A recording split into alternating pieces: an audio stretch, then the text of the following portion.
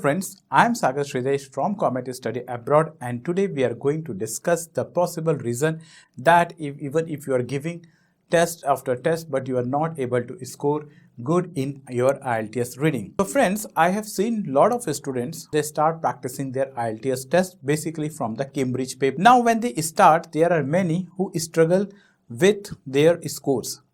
They consistently stuck at one point of the score, say 18, or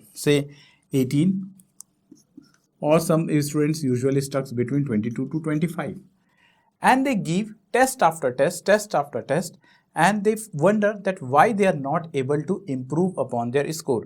Usually students target above 30 plus, and this should be the ideal target if you want to be on a safer side of your preparation. But what is the reason that they remain stuck between the scores like 18, 22, 25, and they are not able to go ahead of that particular score? When they remain stuck it for the longer period of the time, this gives them a sense of frustration. They get depressed and sometimes they just quit their entire preparation program. So what is the problem that why such students are not able to improve their scores, and what you can possibly do to this? So the first thing that you need to understand is that you should give yourself time. Usually I have seen students that they just mentally prepare themselves for a month or a two, and they feel that within this 1 and 2 months they should be able to get the best score. I understand that you have a time constraint and you have to do a lot of other things, but understand one thing, that if you are sticking at the score of say 18, 22, 24, 25, whatever the score, and if you are not able to get ahead of that, that means somehow your basics of the English are not strong.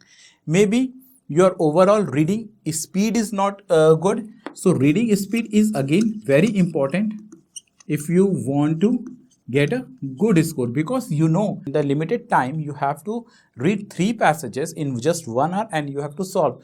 So it is possible that your reading speed may not be good, and that is one of the primary reasons why you are not able to completely solve the paper.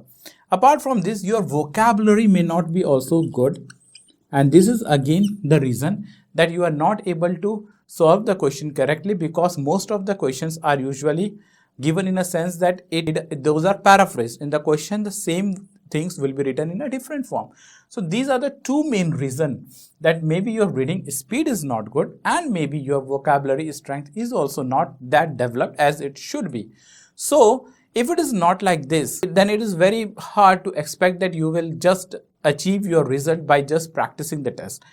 And second mistake that most of the students do, that if they want, when they realize that okay, we are not at to the mark and they want to improve, but in order to improve they just practice the Cambridge papers or any other reading test, and they used to practice paper 1, paper 2, paper 3 and so on, and they wonder that I'm giving so many tests, but why I'm not able to score good, why my score is not improving. So what you have to do in order to improve this? So the first thing that you need to do is that you should give yourself a sufficient window of time. You should give yourself like 3 months, 4 months, like that. It is not a process that it will develop within a 1 month or 2 months. Now when you feel that okay, fine, I will give say suppose 3 months of preparation for IELTS. Now what should be your strategy as far as IELTS reading is concerned?